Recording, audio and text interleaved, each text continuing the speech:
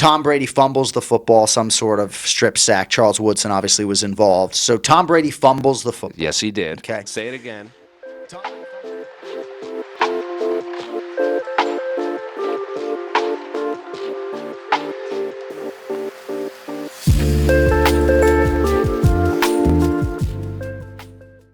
It's amazing. We're just going to run through it. So before we start, I do have to give a thank you to Gorilla the Bear and my friend Nick Wolf for the music and the art. But welcome everyone to another episode. I know it's been a very long time since episode 1. Been doing a lot of traveling. Did Abu Dhabi. Got detained in Abu Dhabi for a couple hours. That's getting right. in. Got a random trip to New York for UFC 281. But this is episode 2 of Anything But Fighting here with José Youngs, of course, at MMAfighting.com, with arguably the best commentator in combat sports, Jon Anik.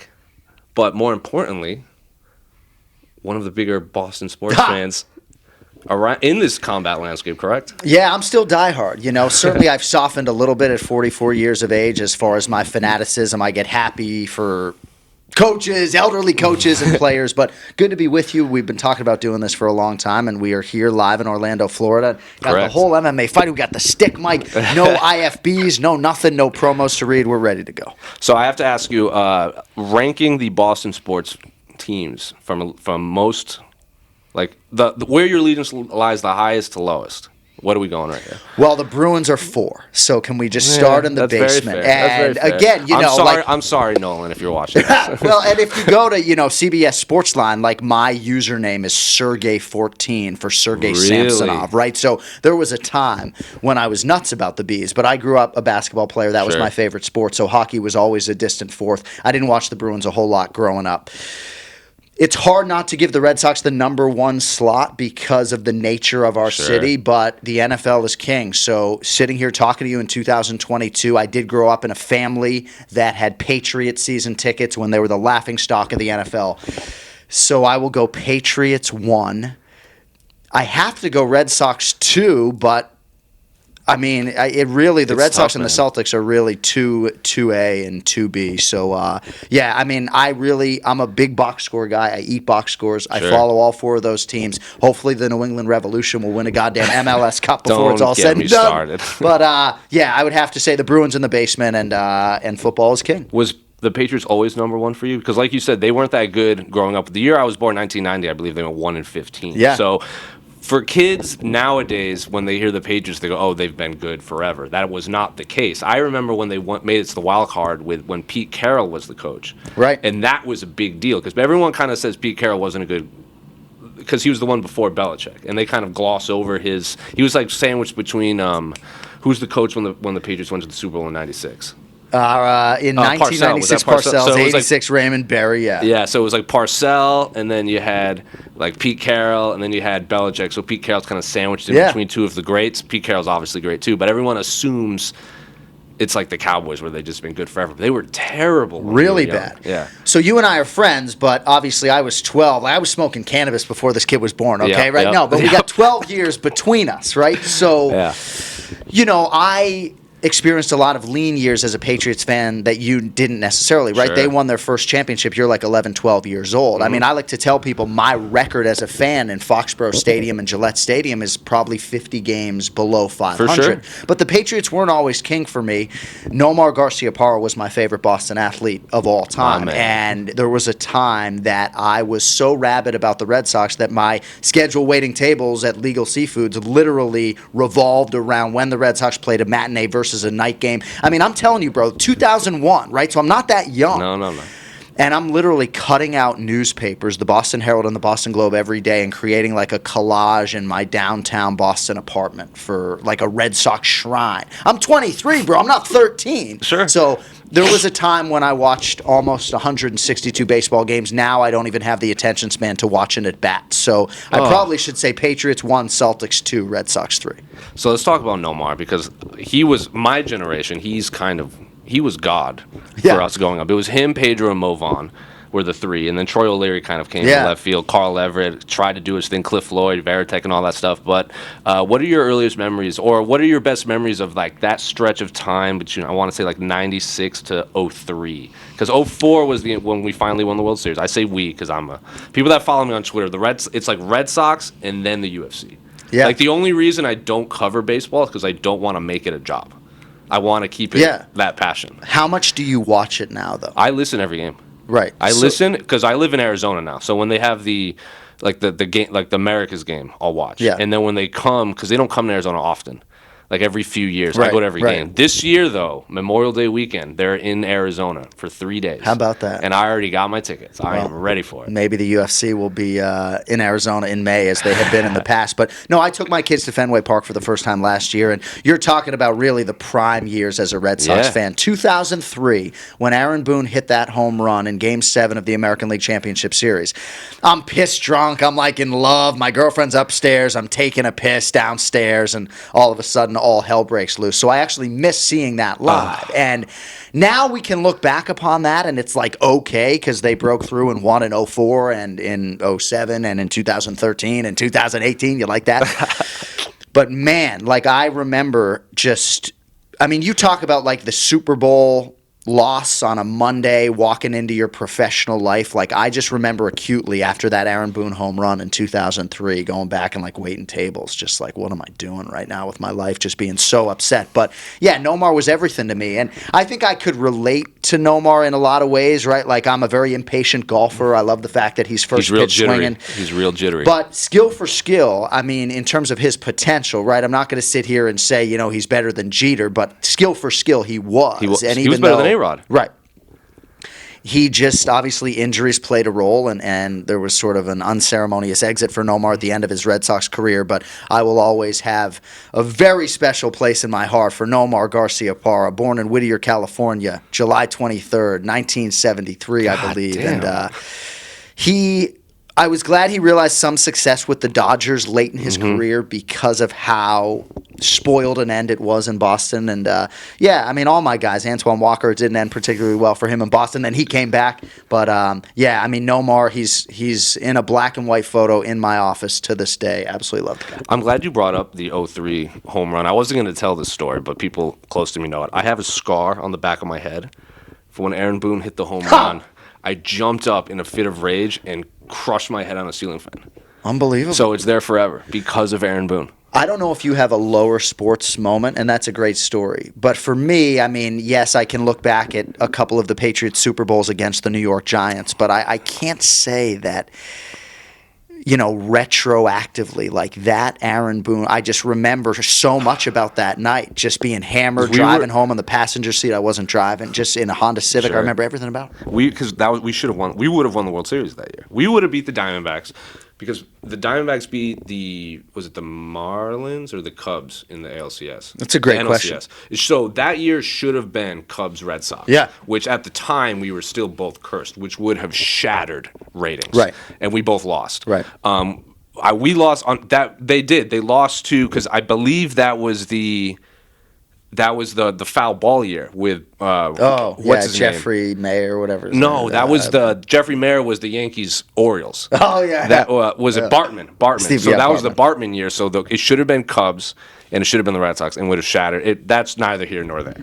But 03 was a bad time in my life. Yeah, that's crazy, man. And obviously you were like 13 years of age and I was like twice that age. But yeah, the Red Sox obviously in New England, there's just a special relationship with that team and that city and that ballpark, however refurbished. And, I wanted my kids to experience that, and I'm very thankful that they did. But mixed martial arts, I know we're not talking about fighting, but it has effectively ruined some other sports for me.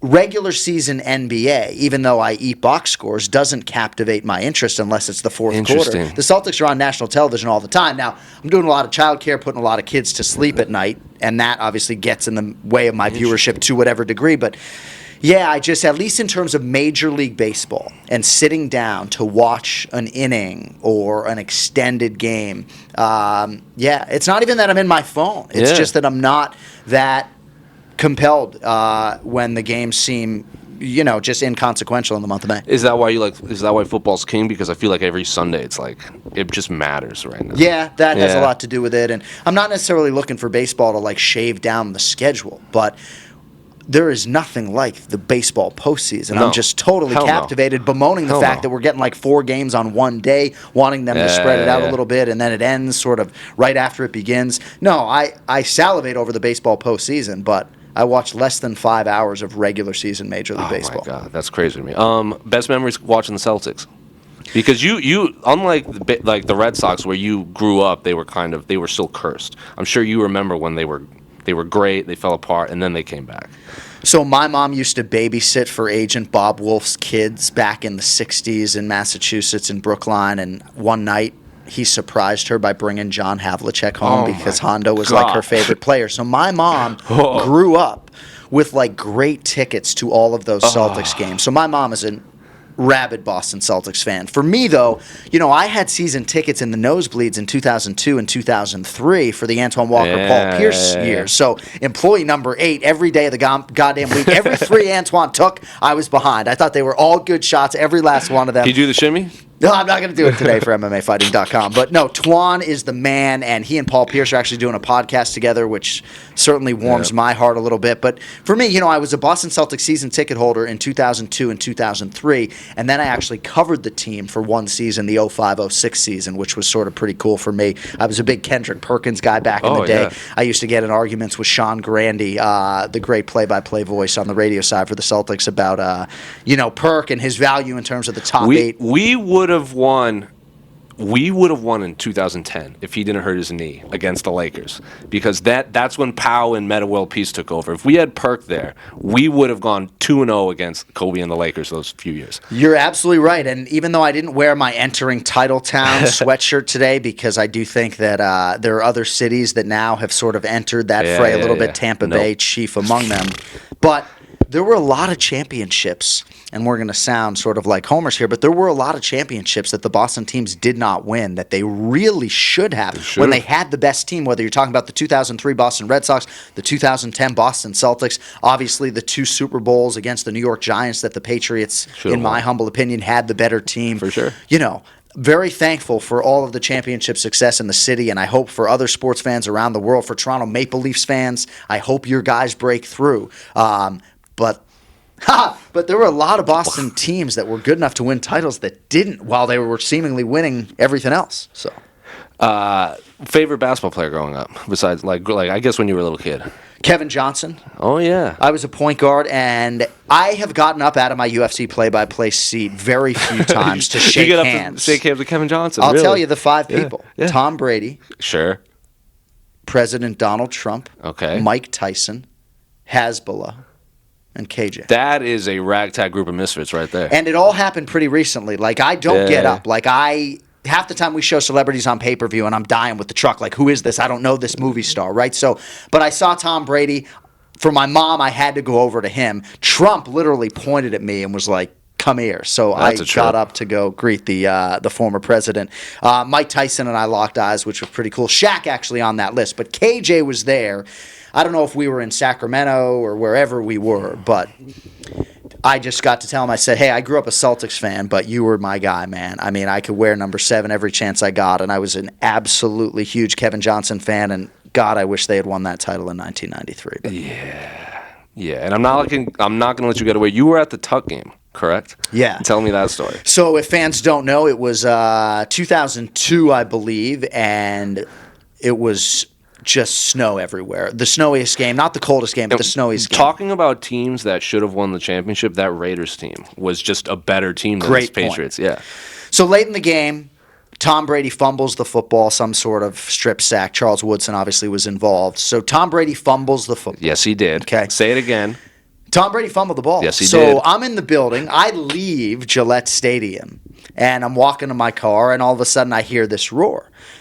And I'm like, you got to be kidding me. Like, they reversed that and called that an incomplete pass. Like, part of me in my head is like, I don't even want this win as a fan, but it laid the foundation for an eventual Super Bowl championship, the first of 6. But I go rushing back to Gillette Stadium, and they didn't let me back in. So I was in my... Because you don't leave games early in Boston. But you agree with me. I mean, that's a fumble every day of the week. It absolutely was a fumble. Then the game's over, right? Yeah. So you got to give me a little slack. Yeah. Like, I guess I could have waited for the review. Sure. But now if you Google Tuck Rule, obviously that's what we're talking about. But that's a fumble every day of the week for me. So I'm in my Infiniti G20T. I can't drive the thing out of the parking lot because of the snow, and I had to listen to the game on the radio. For people that don't know, that wasn't just snow. That was a blizzard. Right. Because I have a lot of friends that, like, they were at that game. They were at the top. Like, we couldn't...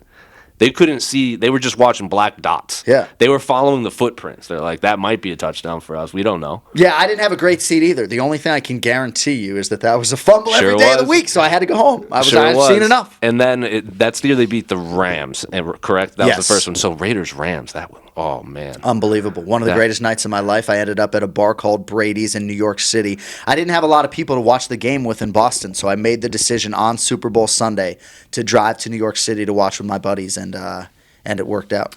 What's the first professional sports game you remember going to in the city of Boston? It had to be a Celtics game very early on when I was 4 or 5, and everything looked black and white on TV. And then all of a sudden the parquet actually was like yellow, and everything just sort of popped. But I grew up in a basketball family, and my mother literally was tying my right hand behind my back when I was 3, 4 years old, making me dribble with my left hand to develop that opposite hand. So, golly. Yeah, so she was all about it. No, I mean, and when I did go over to Tom Brady at that, I believe it was Conor McGregor versus Donald Cowboy Cerrone, I just said, I just want to let you know how much joy. I think he was at the Diaz fight. Yeah. Yeah. But I just said, I just want you to know how much joy you brought to my mother and my entire family, and to be able to express that to him obviously was pretty cool. Is it a trip when, like, for me, when like UFC 199 was at the Forum, and when I was there, I was walking the floor to get to the press section. I kind of stopped. I'm like, I can't remember the player's name, but they showed him the highlights for like the Lakers-Celtics rivalry when the guy got like clotheslined. Like, I can't remember who it was, but it happened like right where I was standing. Right. And I was like, this is nuts. Oh. Like, growing up in Boston, I've seen this highlight 1,000 times. But like it's literally where it happened. Has it been a trip like when DC fought Vulcan in Boston? Media day was in Fenway. Right. And I was losing my mind. I'm like, this is the greatest day of my entire life. I mean, it all came together for you, and nothing made me happier than being inside of TD Garden and seeing Dominic Cruz and TJ Dillashaw put on a fight like that, and just watching the crowd ooh and ah for defense, right? Yeah. It showed you that Boston was a fight town, right? Because that was a UFC fight night. Granted, it was a world title, but that was not a pay-per-view. We could sell out TD Garden no matter who we headline, right? It's a fight town. Tried and true, and Dom was like evading TJ's strikes, and the crowd was like oohing and ahhing with every Dominic Cruz movement. So, yeah, that had to be pretty special for you. I just want to run the bases at Fenway before I die. I don't need to throw out the ceremonial first pitch. Just let me run the bases. I've been on the field of Gillette, and I've been on the court in the Garden. I've been on the ice in the Garden. Can you ice skate? No. Oh, I'm okay. I can't go backwards, but I can like just go in circles because I played hockey 1 year. Oh, did you? I have fallen on my head and hit my head on the back of the ice within the last 12 months in Boca Raton, Florida. So, ice skating in Florida is just a bizarre concept. It is. So I grew up. My dad doesn't believe hockey should exist below the Mason-Dixon line. That's I need his to whole meet thing. your dad. So he's like, when the Lightning played like whoever they played in the finals, he's like, I'm not watching that. Like, so basically, if you're in Canada, so if you're above America, you're dead to him, and if you're below the Mason-Dixon line, you shouldn't exist. Yeah, that's the whole thing. So I grew up like I hope Canada never wins a World Cup or a Stanley Cup for the rest of their lives. Yeah. Just is ingrained in me. It's interesting. I do wonder when you're my age if that will change a little bit. Because let me tell you, Andy Reid, right, head coach of the Kansas City Chiefs, genius, right? So there was a time where I was going to college at Gettysburg College in Pennsylvania. All my collegiate buddies were Eagles fans, but dude, like when Andy Reid finally won a Super Bowl, right? Like he had buried a child. He'd been through a lot of different things. Like I was happy for the guy. I was happy for the Chiefs. And I'm just telling you, like 22-year-old Boston sports fan, like fuck no, not happy for like Maple Leafs. No. But now all of a sudden, obviously, Toronto's a big market for the UFC. We have a lot of our executives and others who are big Maple Leafs fans. And I don't know. For these particularly starved fan bases, not the New York Knicks necessarily, but I would like to see some of the breakthrough. Or, I hope the Canadians never win, like the Montreal Canadiens. Well, that's that's a different conversation. That's a different combo. Like the Canadians can never win again, the Yankees can never win again, the Knicks can never win again. I'm not a Patriots fan. I still don't like the Jets. Yeah. I think that's just because they're a New York team. Right. So you just hate them in general. Oh, yeah. I mean, you just said them all for me. I mean, I will never root for anything good to happen for the Habs. As you well know, I bet against all of the Boston teams. And I was gonna bring that up after. So you told me, I think we were in Houston for Jones Reyes, and we were talking about, like, I asked you, like, what's the craziest bet you made, like, recently? And you were like, when they were down 28-3 Yeah. in the Super Bowl. You placed a bet. So tell us this story with the Patriots. So my twin brother and I, for years, honestly, dating to the late 1990s, we bet against the Boston teams. In part, I guess, to soften the blow if they Sure. lose, but really as an emotional hedge and sort of as a way for us to get involved. Like, we actually believe, as superstitious as we are, that we have affected change by the hundreds of thousands of dollars. You definitely did. You definitely did. So Patriots are down 28-3 to the Atlanta Falcons in a Super Bowl. I already have a lot of money on Atlanta that I had played before the game, during the game, right? And so I'm like, let me look at a live bet. Right, Atlanta is up 28-3. Will they even offer a money line on the Atlanta Falcons? And sure enough, they did. I placed a $500 bet on the Atlanta Falcons when they were up 28-3. $500 to win $27. I mean, it's idiocy. Mm-hmm. Yeah, just total idiocy. Like, you have a spouse. What are you doing? And that bet ended up losing. Is that the best bet you ever lost? Best bet I ever lost. When the Patriots beat the Seahawks, I jumped into my brother-in-law's arms and, like, ripped my groin from the bone. So I got to be careful with celebrations. Really? That was a dark. The Packers should have made that Super Bowl. I'm a big Packers fan. That's right. The onside kick we blew, Mike McCarthy decided that he wanted to run the ball when he still had prime Aaron Rodgers. Now, to be fair, Des Bryant caught that ball. Yes, he did. In the division series. I will admit that Des Bryant, that was a catch, but it wasn't particular because I had tickets to that Super Bowl. That was in Arizona. Have you been to a Super Bowl? Never. So I would recommend, if you are an NFL fan and your team gets to a Super Bowl, find a way to go. It really is a once-in-a-lifetime experience. For me, there are 13 Super Bowls a year, right? The 12 UFC pay-per-views and then the actual Super Bowl. That's fair.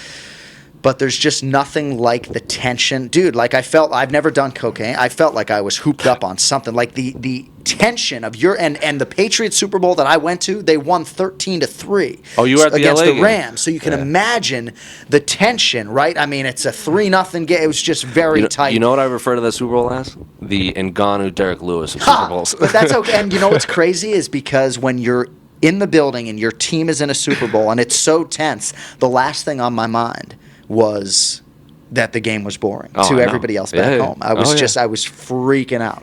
Did you cry? Yeah, I probably cried. How can you tell me the times that you've cried at sporting events, like as an adult man? Because I've cried at sporting events as an adult man myself. I think, well, certainly when Malcolm Butler intercepted Russell Wilson, and that basically Super Bowl went from, jaws of defeat to victory. Yeah, it was pretty emotional. And certainly when they won that first Super Bowl in February of 2002, when I was later at Brady's Bar in New York City, I cried. Yeah, I mean, with the Red Sox, when they won the World Series in 2004, I mean, for sure, we were camped out at Sporting News Radio, 1510 The Zone in Burlington, Massachusetts, ready to go on the air. Burlington, yeah. And we went on the air right after they won the World Series, and that was one of the greatest broadcasting experiences of my life, just going on the air for 15 minutes celebrating with Red Sox Nation, because after what happened in 2003, I started to wonder, maybe there is a curse. Talking about like another team that would have, like that Cardinals team was significantly better, but no one was beating the Red Sox. Right. Like that team had Tony Womack was their leadoff hitter, and then they had Larry Walker, who they had traded for the trade deadline, and then they had MV3. They had Pujols, loaded, Edmonds, and Roland, and then they had Reggie Sanders batting sixth.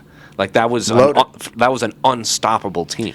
I think you'd agree, though. Most years when the Red Sox have gotten to the World Series, they weren't losing. They've looked like gangbusters, right? Even when they lost the 18-inning game to the Dodgers. Which, okay, so that one game is the reason that I have this whole conspiracy theory. You know, the Charlie from It's Always Sunny, where he's on the board and he has like this big. That's me with that game. I have tied everything going wrong with the Red Sox to that game. So I might get the names wrongs of players, but I think it was the 13th or 14th inning. Max Muncy grounds the ball out to Ian Kinsler. Ian Kinsler muffs it or throws it away, and he's safe or something. So Muncy's on first, or I can't. Muncy's on first base or whatever. No, Muncy is on first, and then Yasiel Puig grounds it to Ian Kinsler, and he boots it and throws it away. But so Muncy's running the second, and then he's on second, and then he's on second, because he should have just been able to throw. Right. Now, Eduardo Nunez later catches the ball out of bounds and falls into the crowd, but the play is still live. So he's running, and then so it's like he tags up and it's whole thing. So then they score and they tie the game and whatever because of all this nonsense.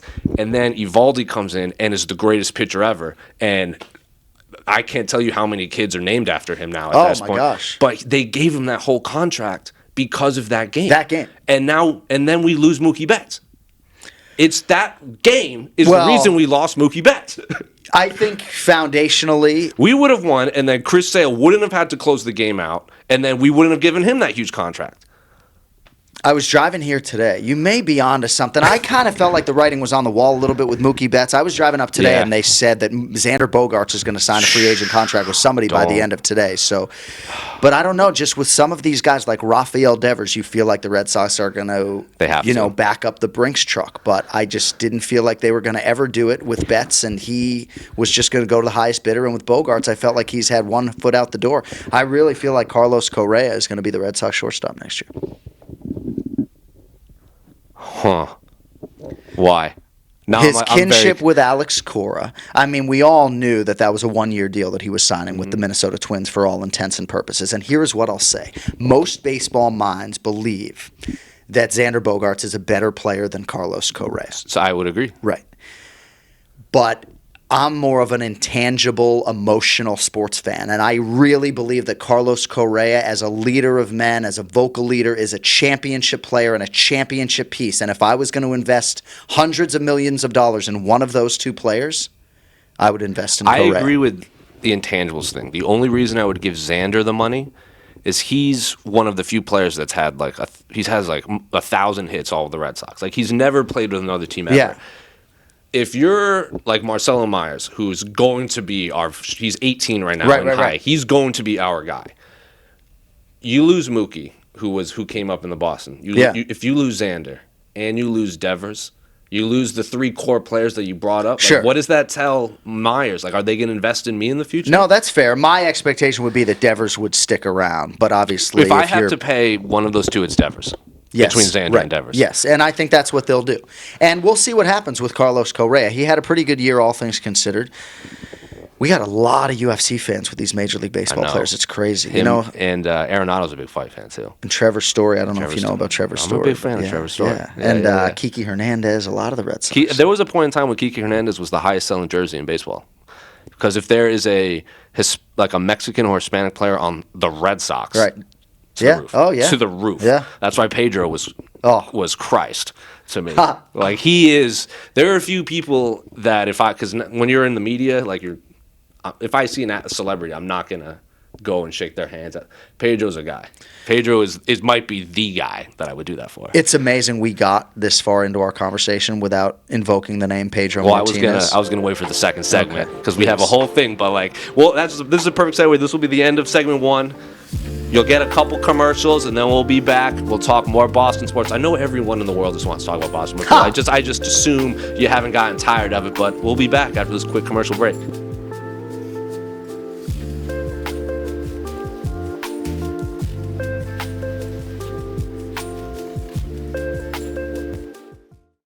Welcome back, everyone, to the second segment of Anything But Fighting podcast. This is my favorite segment. You'll remember the last time I did this, Joseph Benavides talked quite a bit about movies, to the point where I'm like, Joe, this is one segment that has stretched, but no complaints. There's actually a lot of people really love this. So I find a list of whatever, and I would like to get your list as well. When we did this with Joe, I don't know if you've ever talked to the movies about Joe. He's very opinionated about movies. So I gave him the last 10 years of Best Picture winners, and I go, what should have won?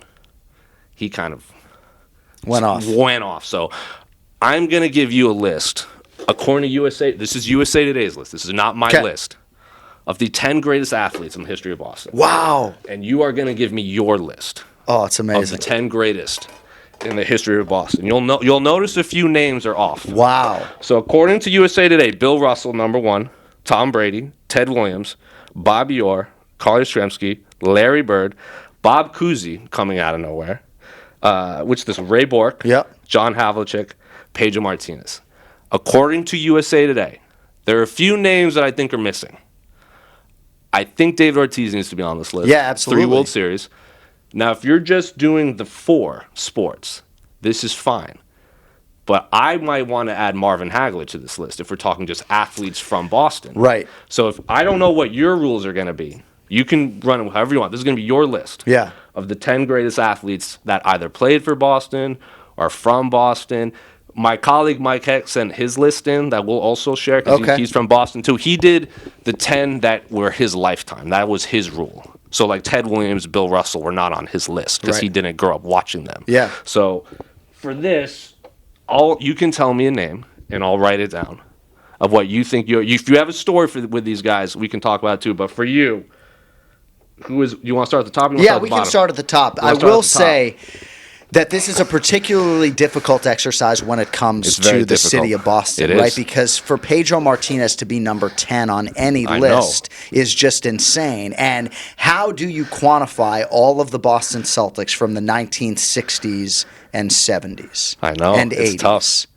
So, because there's a lot of people that have like 8 or 9 championships that maybe not have been the best players. So number 1 for me actually is not going to be Bill Russell, right? Just based upon the era in which he competed. Bill Russell's going to be number 2. But number 1 for me has to be Tom Brady. Yeah. And to have this conversation without injecting the name Bill Belichick kind of seems fruitless, right? I mean, it should be Tom Brady / Bill Belichick because ultimately what those two men were able to accomplish in the modern era is never going to be accomplished again. You know, for years it was the 49ers and the Steelers with their 5 and 6 Super Bowls. No one was ever going to catch them, you know? So we got Tom Brady, Bill Belichick. I'm going to write that number 1. Bill Russell, you said, was number 2. Bill Russell, number 2. And I would agree with USA Today. I mean, Teddy Ballgame, Ted Williams absolutely needs to be there. Yeah. Batted 400 twice and didn't win the MVP other time. For me, you know, I see Bobby Orr there at number 4. I mean, I'm going to drop him down the list a little bit. I mean, when I first saw this list, I thought of 2 names, Patrice Bergeron and David Ortiz. And certainly for a Bruins fan from my era, like, how do you not give Patrice Bergeron a slot number 4? No, I can't put him that high, you know? Wow. But how does Patrice Bergeron not make this list, you know? I don't know. So, I mean, it's tough because Ray Bourque and Bobby Orr are 2 of the greatest players ever. There's no doubt. And Patrice Bergeron is not, but he's a Hall of Fame. Might just be the 3rd best player. And he only has one ring, you know? Yeah, so let's go in our 10th slot. We're going to go Ray Bourque / Patrice Bergeron. Can we do that, Mike Heck? Sure. You okay with that? Sure. And then you can just throw Bobby Orr somewhere in the middle. I mean, it's hockey. If your dad's watching, just put Bobby Orr at number 8, okay? I love you, Bobby Orr, but let's be real. Number 4, Bobby Orr. Number 8. Bobby Orr goes to number 8. And that gives us plenty of real estate for somebody like David Ortiz. This is a John. To me, the top 4 are locked in stone.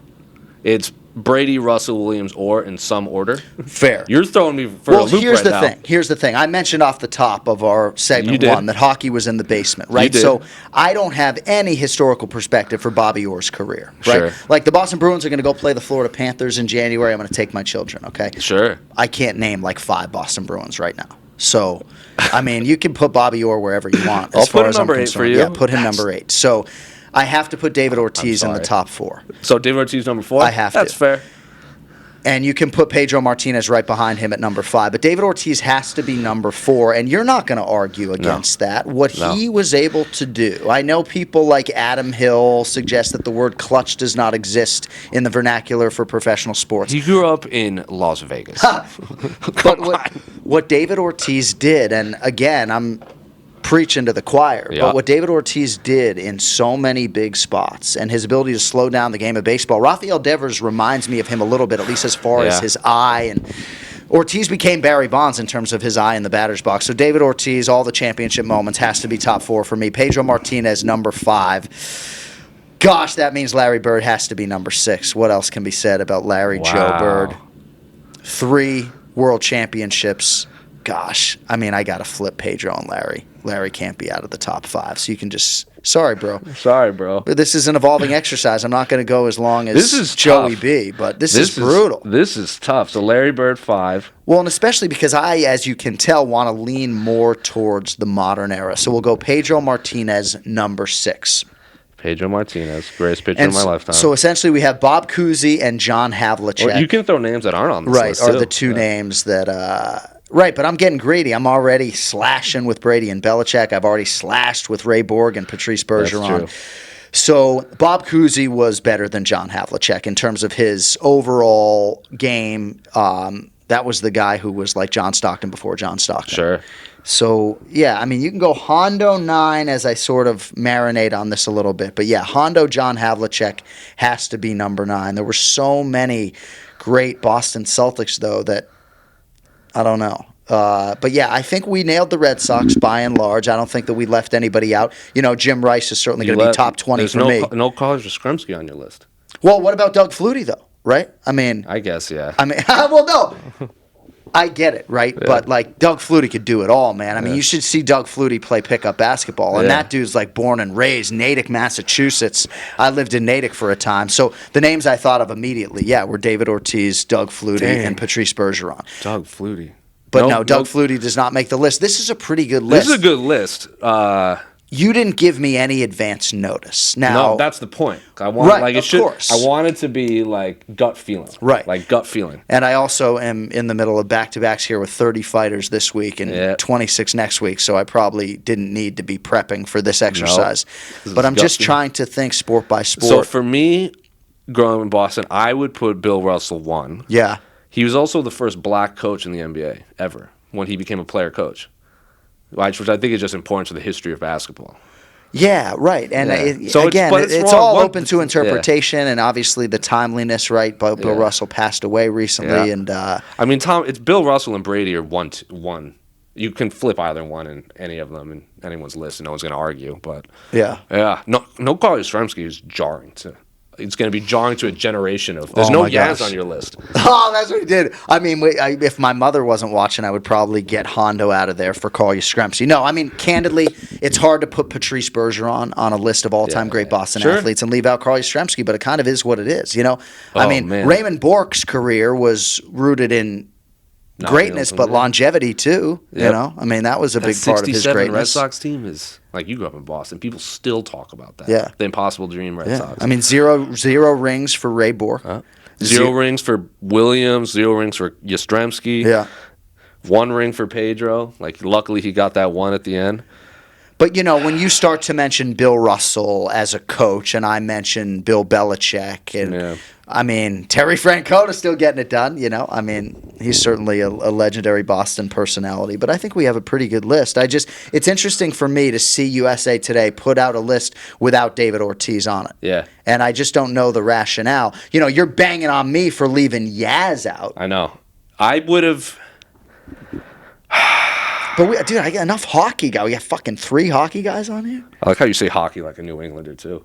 I love that. Hockey. Gonna go walk wicked far to go watch a fucking hockey game. I'm telling you. Yeah, even the USA Today's list, who do you drop to put Pedro? Yaz at 5 and then cut him out and everyone moves up? I mean, should I tell you, Dad, you spelled Bob Cousy wrong? There's no E in Cousy. There's no E in Cousy. But no, I mean, I even think about, like, my mom and talking about Sam Jones and the late JoJo White, and on and on it goes. His name is kind of etched. So my mom is from El Paso, and JoJo White's the one that stood on the line when that Texas Western, when he was on Kansas, when he hit that 3.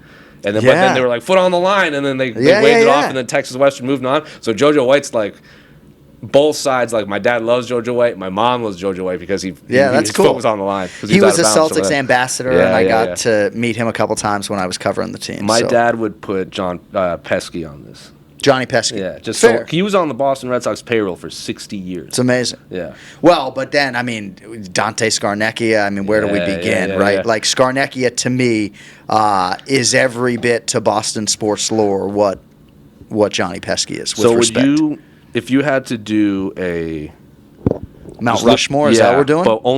But you can only have one representative of each sport. It would essentially be Brady, Russell Williams, and Bobby Orr for you. Just looking at your list. But it's really difficult, right? Because I'm, Ted Williams versus David Ortiz, right? I mean, like, I didn't see a single Ted Williams at bat, but I understand historically what he meant. But no, I mean, the greatest Red Sox player of my lifetime was not Pedro Martinez. It was David Ortiz. Ted Williams is in 3 Hall of Fames. Baseball. What about Paul Pierce, by the way? So that's what I was going to bring up. Is he a top 5 Celtic in your mind? That was a bit of contention on NBA on TNT.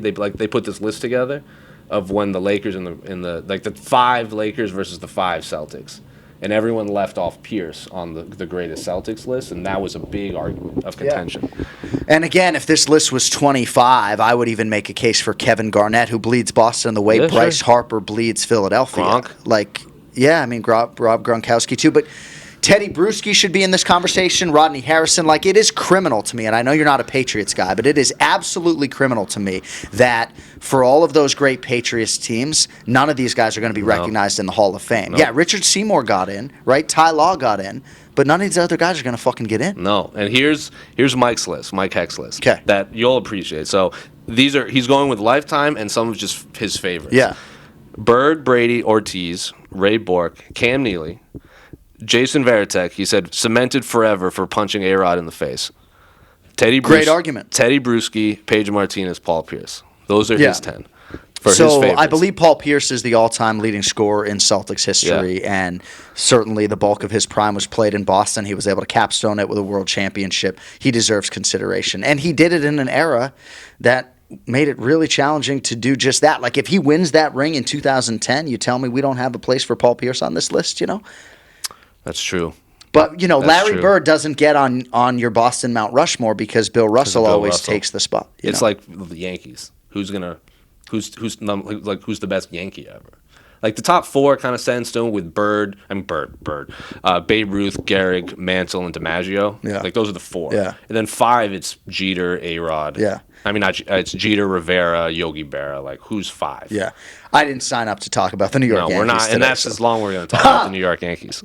But it's a really interesting conversation, and obviously it speaks to the greatness and all of the championship banners and everything else. But, for me, it's hard to put hockey into a context with the other 3. I could easily just go hockeyless. But Larry Bird, right? Bill Russell changed the game. There's no doubt about it. But there hasn't been anybody like Larry Bird, right? Nope. People will compare Luka Doncic to him a little bit, but there is no comparison. There hasn't really been anybody quite like Larry Bird. So, do you watch MLB Network much with Pedro? Yeah. Pedro is unbelievable on that. He's great. Do you know who Casey Mize is? Yes. Pitcher? So he just had Tommy John surgery, and last year Pedro was breaking down Casey Mize's delivery, and he's going to have Tommy John next year, a year before it happened. Amazing. Because of his motion, and he pauses it, and he's like, look at all that.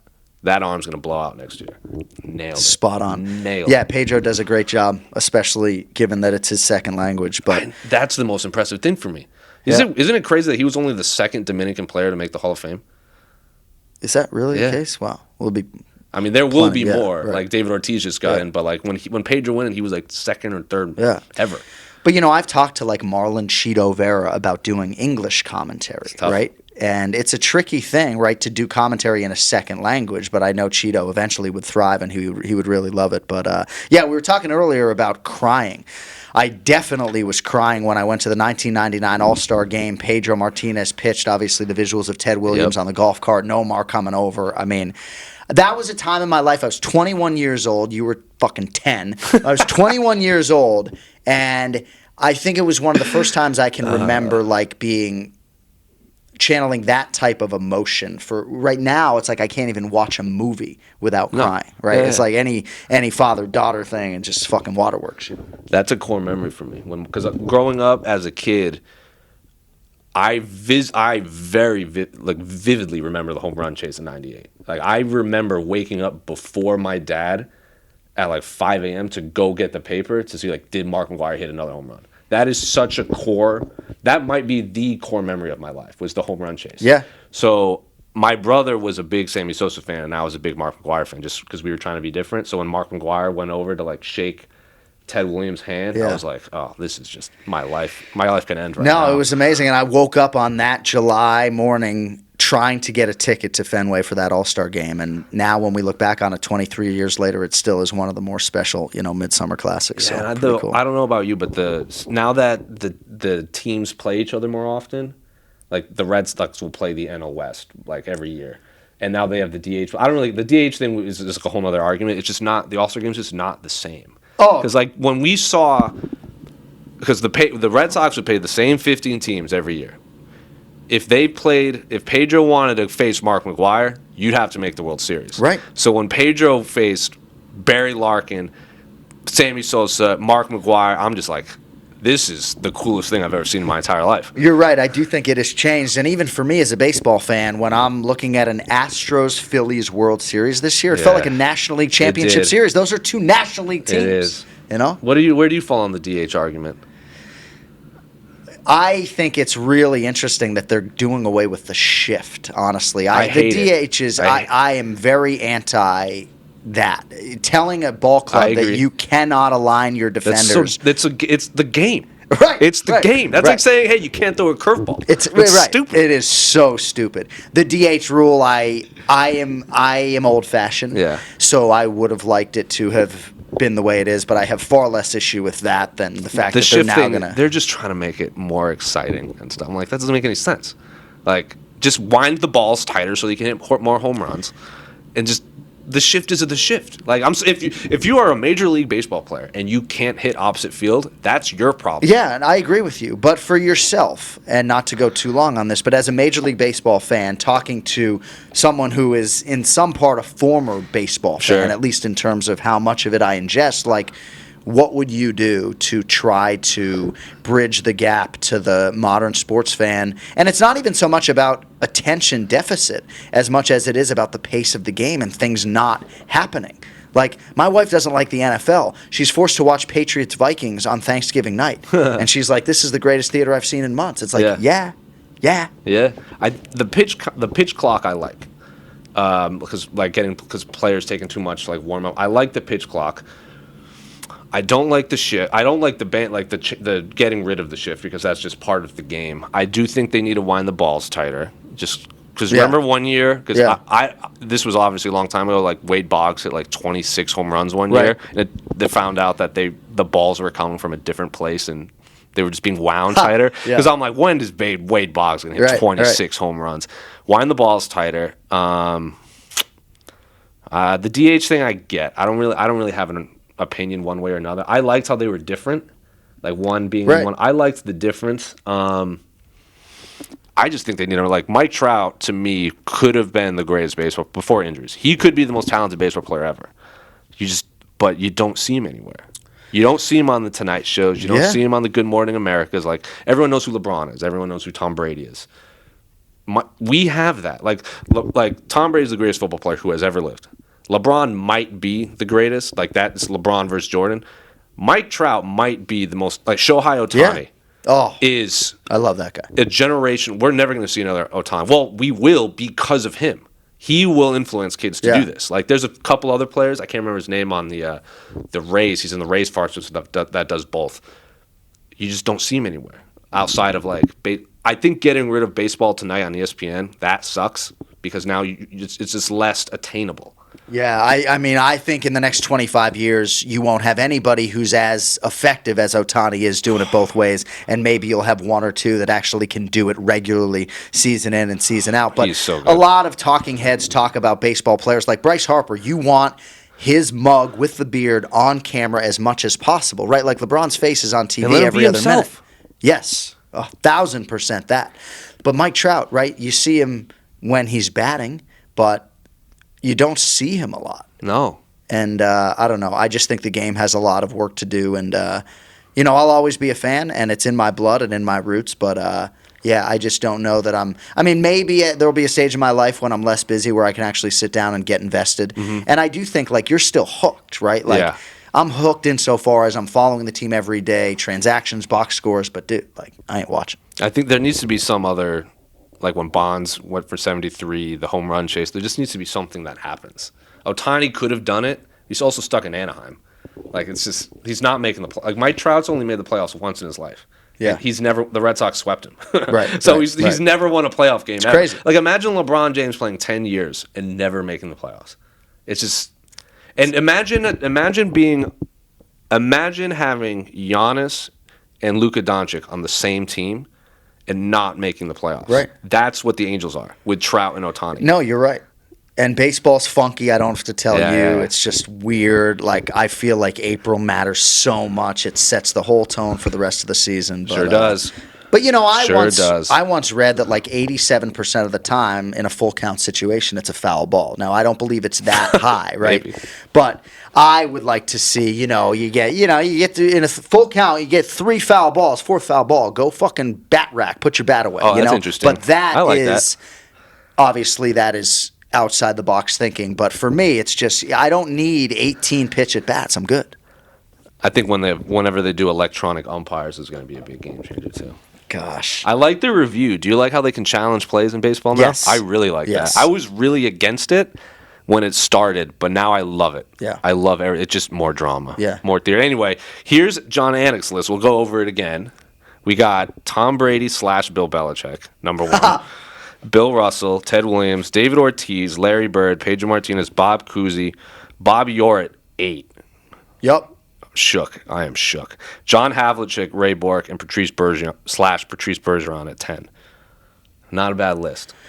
Honorable mention to Carl Yastrzemski, right? I mean, what are you going to do? What are you going to do? I mean, why don't we do this for a sports city that's not quite as successful? Next time we do this, we'll do the 10 greatest Tampa Bay athletes. There you go. Can you do 10 Tampa Bay athletes? Evan Longoria, number 1. Huge UFC fan, by the way. It will eventually be Wander Franco. That kid's a stud.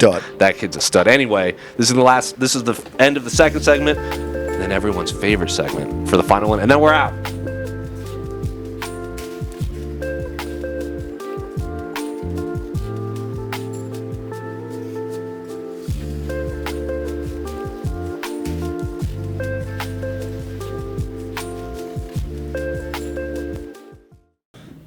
All right, welcome back, everyone, to the final segment here of Anything But Fighting Pockets. Thank you so much for doing this. We could probably talk all day about just Boston sports in general. We didn't talk about, I have also another huge crazy conspiracy theory of the 2006 Boston thing. We'll talk about that at a whole nother time. That's just the city of Boston in 2006. It goes into, it's a whole thing. But for this final segment, this is going to be completely unrelated to Boston. Okay. This is the speed round where I have the bucket of questions. Okay. Of the most random questions I can think of. Okay. Like I'll be driving and I'll think of a question and be like, that's something I want to ask a fighter. Okay. But you can't ask these things at media day. Right. You can't be like, tell me about this, because I'm sure they would like that. Right. But you can't. So we're going to put 5 minutes on the clock. All right. Can I ask you one question before we start? Hit me. Do you have any sports related tattoos? Do I have any sports related tattoos? No. Okay. All right. No. I'm getting one in December. Okay. I'm getting a baseball one, but I don't have any logos. I don't have any players, and I don't. All right. I think That's a tease. I think getting a Boston logo is like very on the nose, and I don't know. It's not something I've ever thought. Yeah. My only tattoo is sports related. That's why I ask. And my second one, soon to come, will be sports related. Yeah, where's that one going to go? Which one is that one? It's the FE, the iron Frankie symbol for Frankie. Yep. I don't know where it's going to go. Maybe on the opposite forearm. Maybe right next to the 209. We'll sleeve this thing. We'll throw a little game bread on there, a little Dorino. If you had to get a player's name tattooed on you from Boston, what would you get? Nomar on my neck with an R on the end, not an H, but Nomar on my neck. I would do it right now if I wasn't working in television. Yeah. Honestly, I think Nomar might be one. I mean, how about the fact that I respected the Boston sports history enough to not put Nomar Garciaparra on that list? At one point in time, he would have been the best. He was the best shortstop of those three. A-Rod, Jeter. Jeter was the worst, but then he ended up being the most famous, the highest accolades, the longest tenured. Yeah. Yep. We don't have to talk about it, though. Anyway, good job with the Marlins, Jeter. Good job, Jeets, running that ship into the ground. I ain't complaining. Anyway, 5 minutes on the clock. A bunch of random questions, completely unrelated to fights, and we are off. All right. Question 1. Limp Bizkit or Korn? Limp Bizkit. I'm a hip-hop guy. So. There you go. Tupac or Biggie? Oh, really? Tupac. Is a hot dog a sandwich? No. Correct. Correct. Most overrated musician? Most overrated musician. I mean, my sister-in-law was banging on the Counting Crows recently, but I always thought they were pretty good. How old were you when you learned to ride a bike? Young. Jose Youngs. I was probably 4 or 5. Same. Indiana Jones or Han Solo? Indiana Jones. Really? I'm not a Star Wars guy, right? Han Solo's a Star Wars reference. Yes. Never seen any of those movies. How old were you when you learned to tie your shoes? Probably older than when I learned to ride a bike. Oof. I remember getting my shoelaces wrapped around the bicycle chain. 8 years old. Jason, Michael Myers, or Freddy Krueger?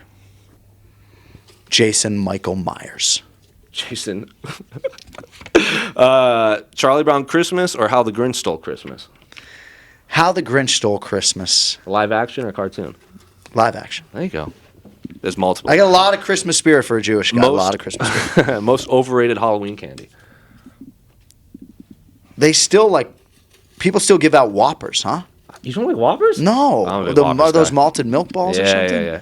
I'm a big Whoppers guy. You like York peppermint patties too then, don't you? I don't like chocolate and mint combo. Nah, I like them nor I. separated. 5 best fictional dogs. 5 best fictional dogs. I mean, Clifford the big red dog. Sure. I mean, Old Yeller wasn't fictional. What's the next question? 2 people you wouldn't mind being stuck in the middle of in a cross-country flight. Bill Belichick, to be sure. And, I would probably say Joe Rogan because we don't get that much time to talk outside of mixed martial arts now that I'm doing the post-fight shows. So, Joe Rogan and Joe Bill B Belichick. said Kanye and Taylor Swift, just for the drama. All right, there you go. Dream car. I always wanted a Maserati, but I would say right now it's probably a Porsche SUV of some kind. What's one word that you can never spell correctly the first time? Inzechiku. My colleague Wow. Laura Sanko can spell it correctly. I can say it. But Kennedy Nzechiku, N-Z, Wow. I'm not even going to try it. Yeah. Nzechiku, very difficult. UFC headliner, Kennedy Nzechiku. That's right. That's right. Favorite romance movie? My Girl, I don't even know. Is that really a romance movie? No, I mean, I told you, pop culturally, yeah. you're going to really expose me. Favorite kung fu movie? No idea. Oh, man. You have a whole world of just... Yeah, I haven't seen anything. Well, I'm going to answer for him. Drunken Master 2. There you go. Favorite superhero? Well, that's like my vernacular. I would probably say The Incredible Hulk. Why? This is just for my Because education. my son and I just like to smash each other and wrestle right now. So The Hulk is a very Hulk good. smash. Coffee or tea? I love them both, but coffee. Say coffee preferred. Coffee. Coffee. From Dunkin' Get Donuts. some coffee. We'll talk. Favorite ice cream flavor? So I have some lactose intolerance, Ooh. right? I remember I used to when I had real bad issues with lactose. I would eat an ice cream sandwich and spit it in the sink just so I could taste it. Favorite movie starring The Rock?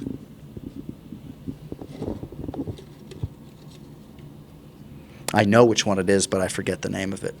But he was on a boat, and it was pretty crazy. Oh, okay. I don't watch a lot of Is movies. it the Jungle Cruise one? No, I don't know. sorry. First celebrity crush? First celebrity crush. Oh man, Don't date yourself. Kim Shu. I dated myself a little bit. Doubled up on that one. Damn, we got a bunch of random questions. First CD you bought with your own money? Probably Il Al Scratch or some Whoa. hip hop artist from that era. Mine was Ride the Lightning by Metallica. I was 9, and I had to get my neighbor's brother to come with me because it was parental advisory. Wow. Yeah. I might have been like Weird Al Yankovic or Nirvana or something, but Il Al Scratch I remember early on. Favorite soup? Favorite soup. I like a good tomato soup, I'm not going to I thought you were lie. going to say clam chowder. Yeah, well, I got lactose issues, bro. You don't like Star Wars, so that's not even a thing. Sorry. Yeah. I'm not a movie guy. Snowboarding or skiing? Snowboarding, to be Yeah. sure. I've never put on snow skis in my life. It is on my bucket list, but snowboarding, yes. Favorite art piece that you've seen? Jeez, man. I mean, see how exposed I get when he starts It's talking okay. about real shit, you know? Not about sports. And the last one. Oh, what's one fictional character you would love to get into a fist fight with? Maui from Moana. Why? Let's go. I'm the underdog in most fights, you know? I was at soccer practice with my daughter the other day, and one of these dads, is giving me the dirty eye. This dude would beat me 9 out of 10 times in a fight, but let's go, Maui. Let's go. So, is that your favorite movie star? Didn't The Rock play I Maui? loved Moana. So there you go. That's your answer for The Rock. Yeah, that's a good one. So anyway, that's the end of the mystery bucket question. Thanks so much for doing this, John. Dude, I appreciate you and all your hard work. Glad to do my do it best. and chop it up with you, and hopefully it's not the last time. We'll have you back on and do Tampa Bay sports. Let's next do time it. Because I'm I in. can't tell you nothing about I'm Tampa in. Bay. I Let's still go. think Wade Boggs is the greatest. like devil rays weight box. We'll talk. We could talk baseball for a while. Yeah. Anyway, thank you guys so much for watching. This has been John. This is Jose. We're out.